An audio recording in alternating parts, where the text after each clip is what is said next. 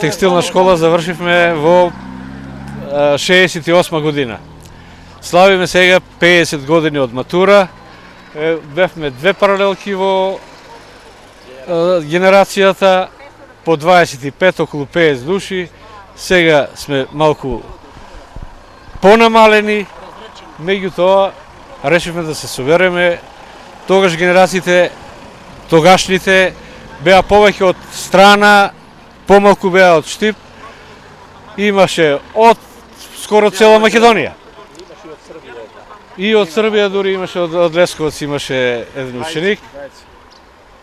Што значеше текстилното училиште за вас? Тогаш текстилна школа беше стварно ценета и како ученик и после како професор. Вие ги знаете подобро и од мене работите како се одвива во текстилна школа.